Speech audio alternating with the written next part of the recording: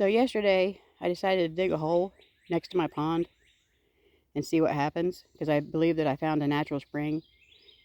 And today, it's about 9:30 the next day, and it has continued to fill the hole that I dug, and has water going over this right here into the pond.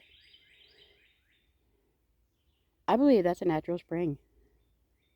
Thank you, Lord. Thank you, thank you.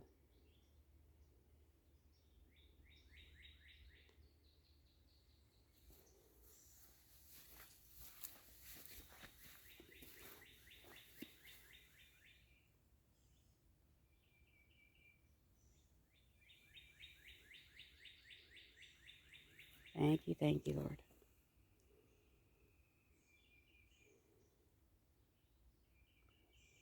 Hope you have a blessed day.